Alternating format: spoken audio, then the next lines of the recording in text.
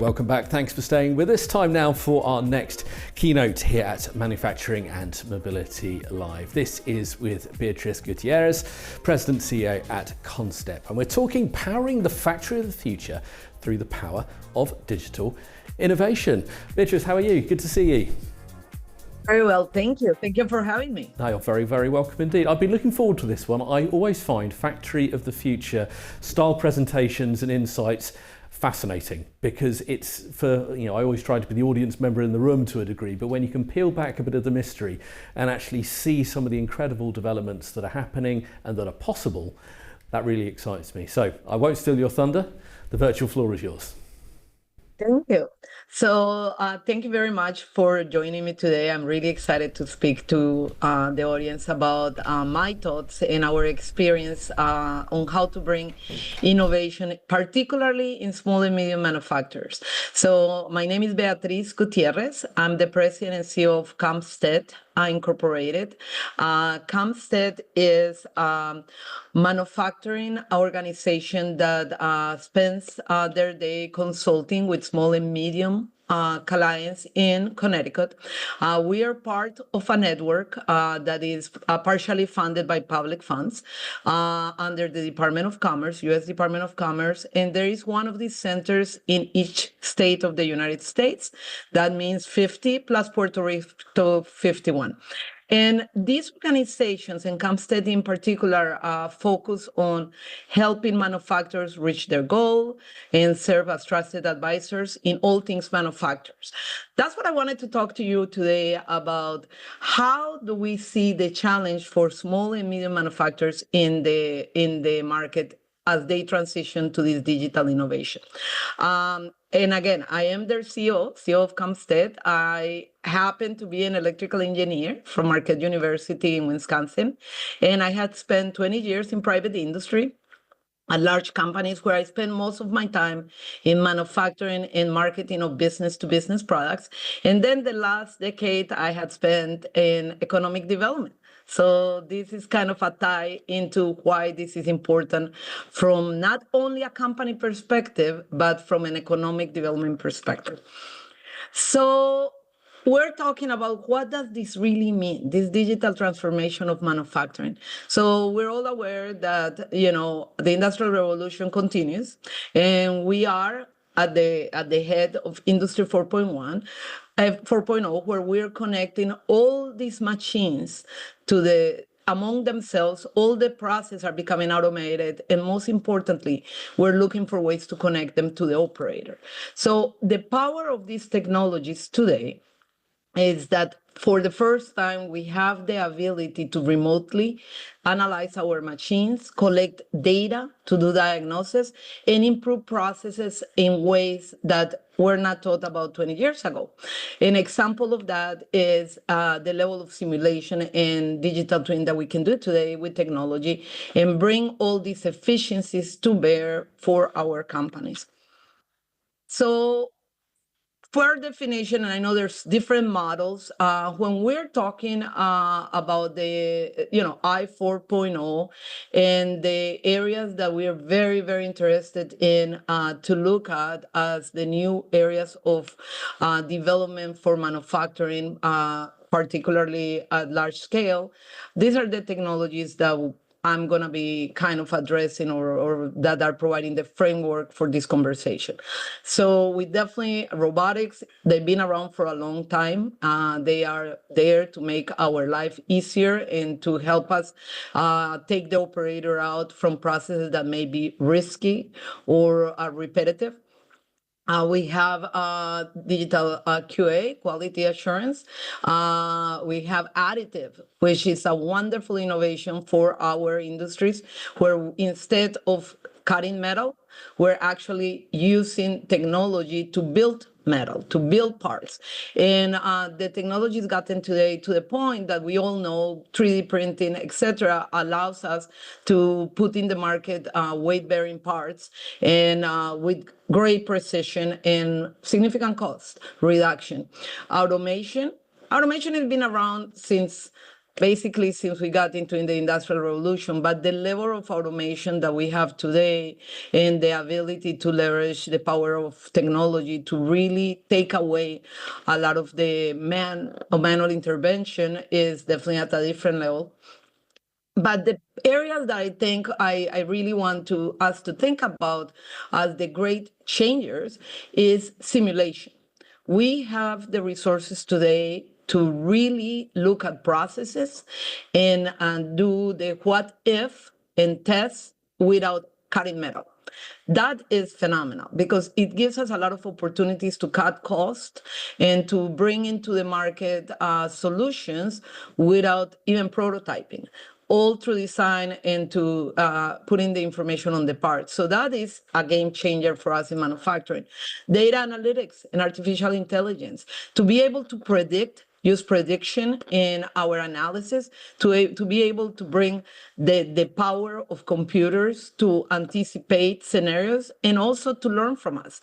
So that's the other part that is so important now, that we spend years telling computers what to do, but now we have created computers that can learn from us and can predict how we're going to react to a particular thing, or how is a process going to react to a particular scenario. So that saves a lot of time and money, and it helps you a lot in the design of parts, complicated parts. Extended reality is another area that is being very instrumental for us in manufacturing, particularly from a training perspective, because we're able to simulate functions. An example of that could be welding, where we can train operators in very, very critical processes that in the past are not only could be dangerous, but also are very costly. So we're able to simulate very clear scenarios and use technology for that at a training level. So why are all these things so important? Individually, they're critical and they change the game. But as a group and being able to connect them all together, they're definitely a game changer. They allow a company not only to work on their processes, but to connect through their supply chains. And you'll hear me a lot talk about these supply chains that are critical. And part of that is because of the work that we do at Comstead. We realize that the systems are as strong as their weaker point. And when you have these critical supply chains that we experienced a break during the pandemic, we all went through it, where we couldn't get parts, we couldn't get the medical supplies we needed, we couldn't get the parts to make the machines and the respirators we needed. We realized that there is such a need to really invest and make this technology accessible to everyone in that chain, to all the levels of the chain. So I know a lot of you today are going to be enjoying, and tomorrow are going to be enjoying a lot of great innovation coming from great manufacturers, great companies that put this in front of you. And a lot of companies are able to jump immediately. But what I'm going to talk about today is a little different. I'm going to talk about what does it take for a small company that may not have those resources, first to make a decision to go into this space, and then what are the things we need to think when we bring that innovation, so you as a company can participate in the benefits that all these technologies bring to bear. So what is at the key of all these technologies? Is the integration, correct? Industry 4.0 is powerful, not because in itself a lot of these technologies didn't exist. They've been developed in the last 30, 40 years individually. Robotics is an example of that. Virtual reality, face recognition, all these technologies had been there as nodes, isolated. But today, the key is we're able to connect them, and machines are able to talk to each other. And when we're checking a process, you could have your engineering team in a building and your process, your facility countries away in a different country, and you're able to get real-time data on those processes in those machines. And that's that's phenomenal. A good way to think about it from a layman's perspective is the type of surgeries that we're able to do today and the type of diagnostic that we're able to do today. A lot of you may have gone to a doctor and get a CT scan, and someone else is reading this information somewhere away from you, not in the facility. So we're able to use time zones on our favor. We're able to use the power of resources, concentrating resources in different areas, and then benefit from not only collecting data, which we always done, but using that data to inform the system and make modifications to the system in the future. So that's one of the big powers of 4.0. So what enables this type of technology? What are the principles when we're saying, why is it worth it for me as a company to go into this space? First of all is interoperability, being able to operate different systems and have one system connect to another one and give instructions for a particular process. Very, very important. Being able to use virtual images and virtual scenarios to get to the system, to get the information, but also to create environments where we can simulate certain conditions. A good example that I can use is, for example, having virtual reality to use diagnostics of semiconductors. So where you can actually play with your system and play with your circuit and diagnose failure rates and failure modes without actually having to test a real system. Plus, you can bring a lot of people to work on the system that may be located in different facilities. So that's an example. Decentralization. You do not have to have all your engineers or all your analysis team in the same building.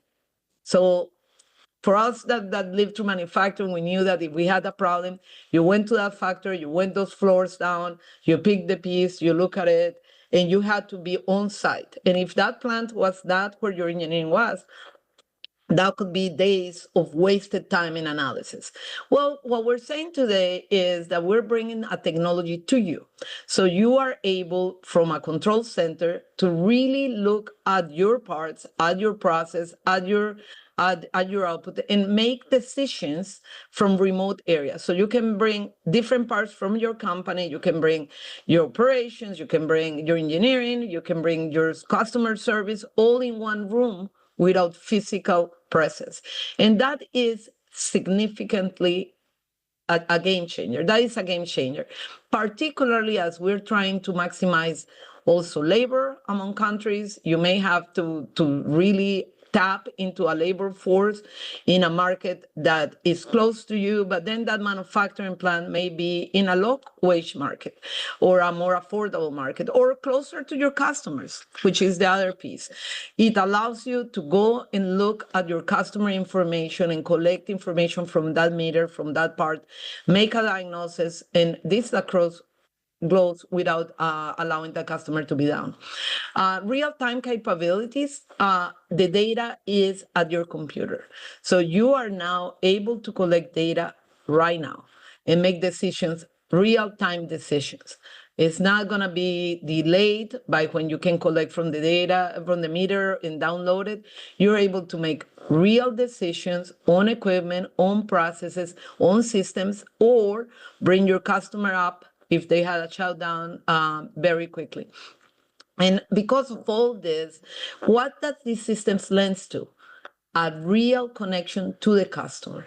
It allows us to be at the customer, for the customer, and to really design systems that provide solutions to that customer, not just to think from a product perspective, but think from a system perspective.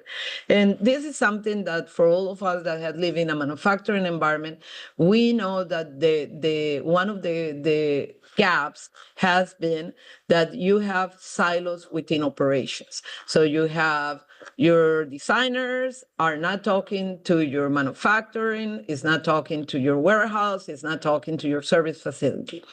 One piece that this brings to bear is the ability to have digital records that can be moved around all these areas. So forget the old paper maps or even the CAD systems. We have technologies today that can bring, like a model-based definition, information on the supply, on the tolerance, on the dimensions, on the materials, on that particular icon, on that particular piece of computer information. So think about the possibilities. For a long time, we were limited by having access to that information on your paper files. Then we moved into CAD systems and we were able to get it from the computer, but you still had to have access to that computer. Now what we're saying is that that element of design is going to come in form through the operation cycle. So this is critical because it allows you to very quickly make changes on the design, address different operational pieces, quote your items, send them to your vendors, get them to work on the piece, give you and do their QA, their quality analysis on site really quickly. And you can get all that information. And then the modularity, able to isolate pieces of work, analyze that, try to maximize your flows, try to move parts around, etc. But what I'm gonna challenge us today to think about is all these things are great. They change the world. So if we're talking about it, why isn't every company out there jumping in both feet on these technologies? So why aren't we totally there? We're going to talk a little bit about that.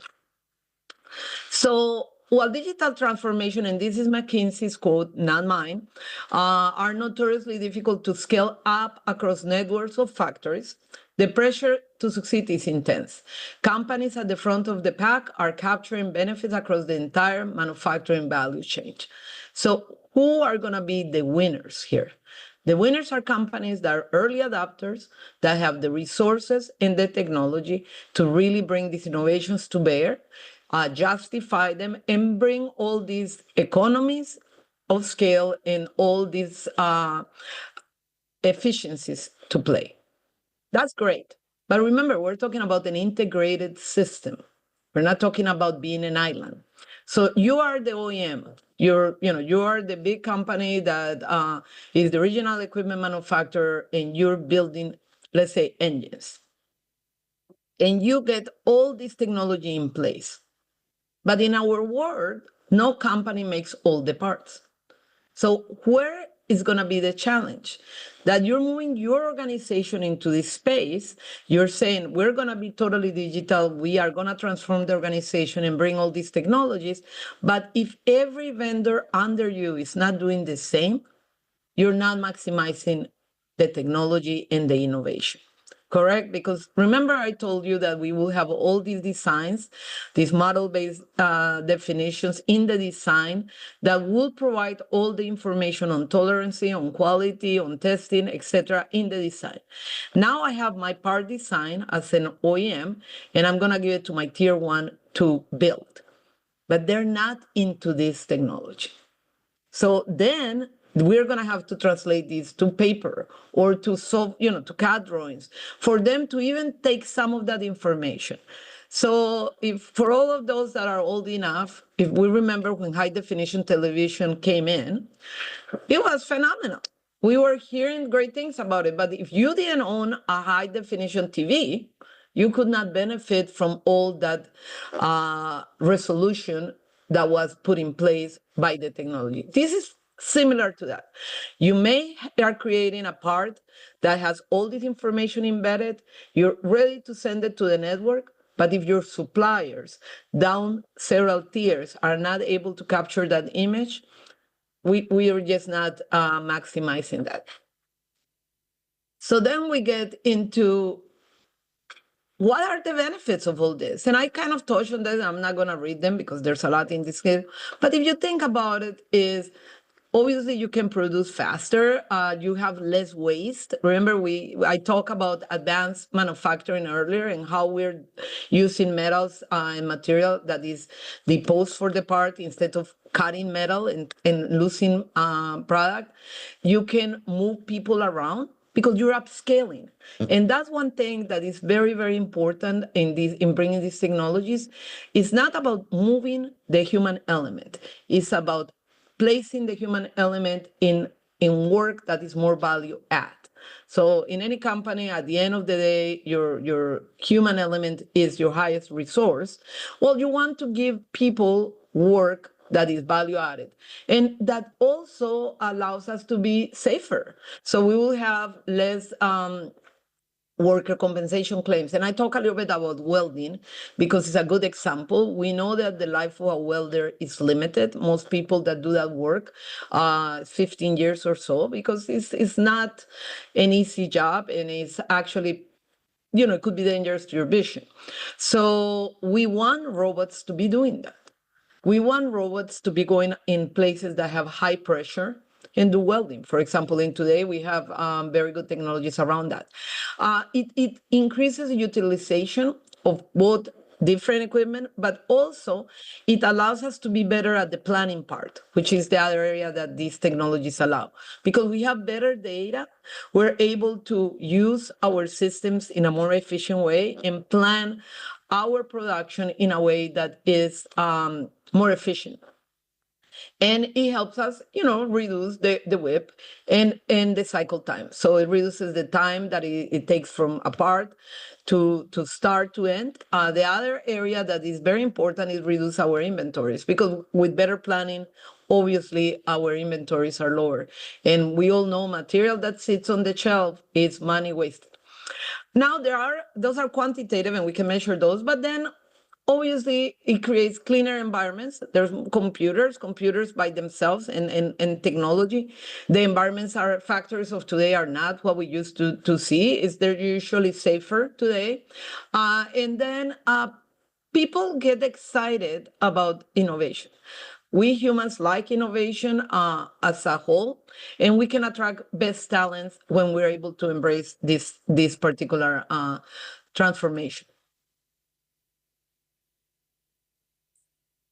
So we know, this is from McKinsey, it has been measured, correct? And I touched on some of them, but the labor productivity in engineering, for example, is increased between 45 and 55%.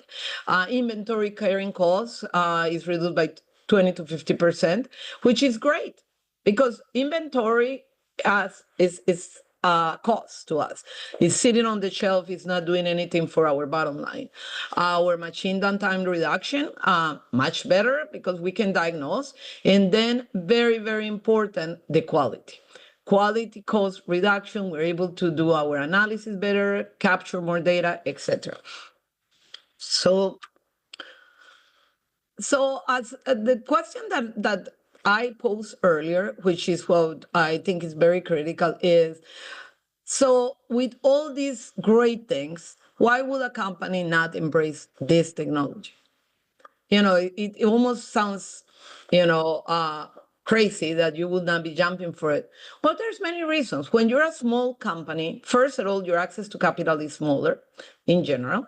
Some of these companies are private, so they don't have, pardon me, the same incentives from a financial standpoint that a for-profit company or not for-profit, a public company will have. But it's also things that are more simple. Integration is complex.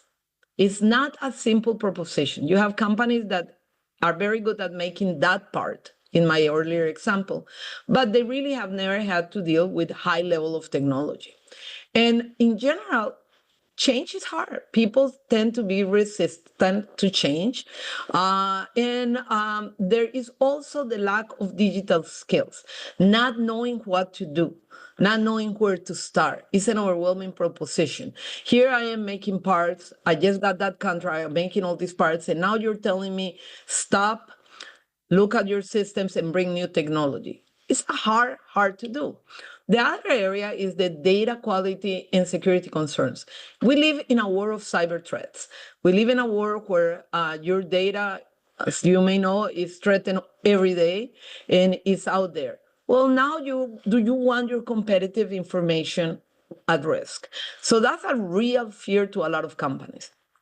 And then the cost and the return on investment. When we talk to small companies, and that's our job here at Comstead, we talk to companies under 500 employees, and they come to us and say, how do I justify a 1 million piece of equipment? When is this thing going to pay for me? When am I going to get my money back? When I still can hire people at a lower, at a salary. And just for reference, in Connecticut is around $15 an hour. So those are real questions to the customers. So the first thing that a company should do is to build a case.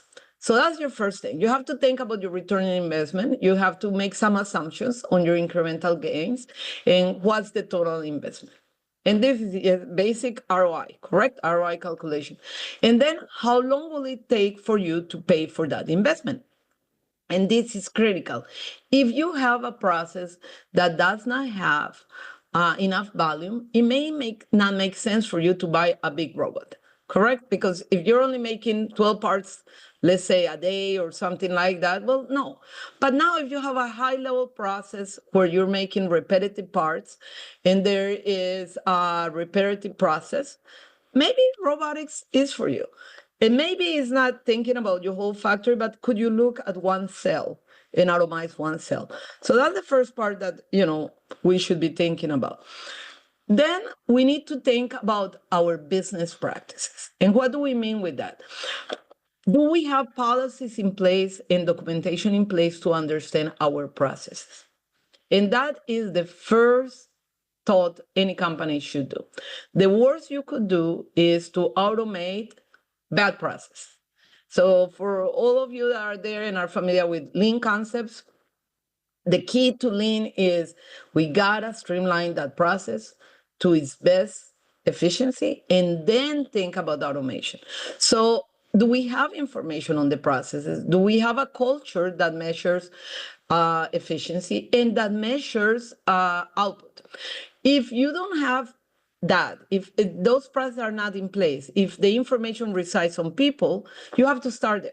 So before you embark in any of these big innovations, start by documenting your processes, move the information from people to institutional knowledge, and then make sure that when you're looking at your project, that the whole project that you're going to embark in is well documented.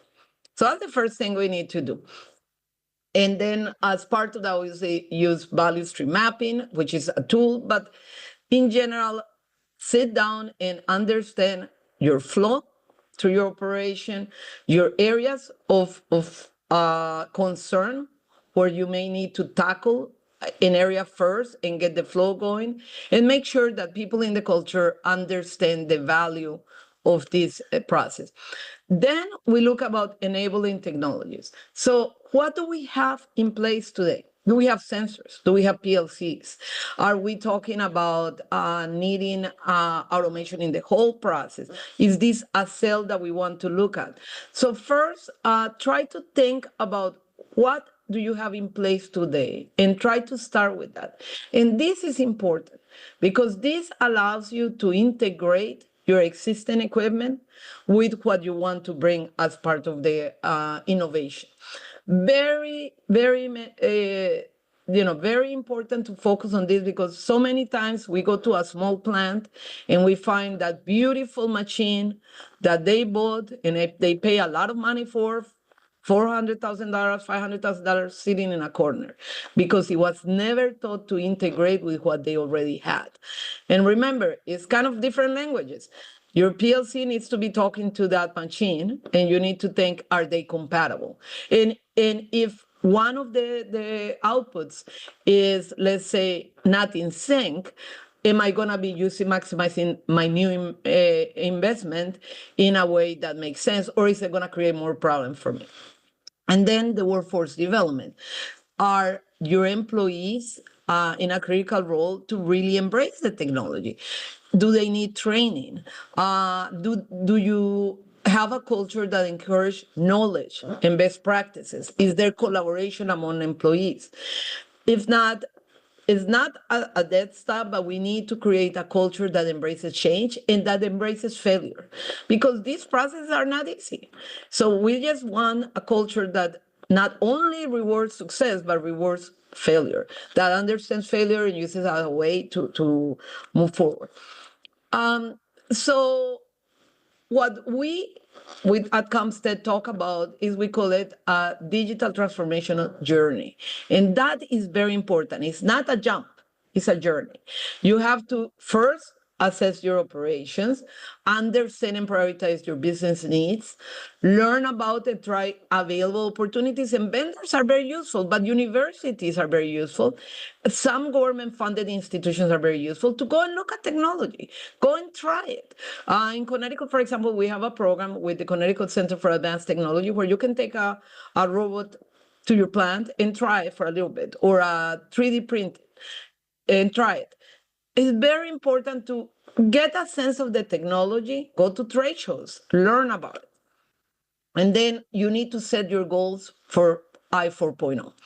And then set them in alignment with what you want to accomplish from your business perspective. What I mean with that is, if you want to reduce the cost of production, that's your goal. Your goal is, I want to get a 20% reduction in my production costs, for example. Then that's the technology that you need to be thinking about, a technology that aligns with that. Or I want to increase my production by 40%. Then the technology should align with that. But always start with the business goal and then align it with the technology, not the other way around. We want to understand where we want to go, and then the technology is an enabler for that. Build the blueprint. What does that journey looks like? Sit down with your team, bring everybody to the table and say, okay, we want to bring innovation and technology into the I 4.0. What do we want to do this year, next year, 5 years from now? And where do we see ourselves in 10 years? Use your current equipment, start small. And this is so important. It may be that you're only looking at one cell or one process, but that gives you an opportunity to learn, and learn with less cost and less frustration, and then elevate that learning into the complete automation. That's what that blueprint is so important, that you're mapping different pieces, like going to college. You don't go and say, oh, I'm going to sign for differential equations if you never took algebra. You start in small steps and then you build up. And build on success and gain buy-in. And with that, celebrate. This is not only a technological journey, this is a cultural journey for your organization. So you have to take a managed approach, walk in pieces, and then take time to celebrate with your team so you get buy-in. So if we're going to summarize it in 5, is create a sense of urgency, form a strategic vision, enable actions by removing barriers, generate short-term wins, and sustain acceleration. So I hope you walk away with a sense that there is a space for any company of any size in this world of automation and I 4.0. Technology is exciting and it can bring a lot of value, but you need to be able to walk in a safe way towards your investment. Beatriz, thank you so much indeed. I love your passion for this particular area. You can tell it's absolutely coming out of you there. We are going to have to wrap things there, I'm afraid. We did have a couple of audience questions, but we are out of time. But one thing I would say I particularly loved from your presentation there, the cultural aspect, which for me doesn't always get addressed enough. It is the magical power of we've always done it like this. So it's good to embrace that as well. Beatriz, thank you so much for joining us here at Manufacturing and Mobility Live.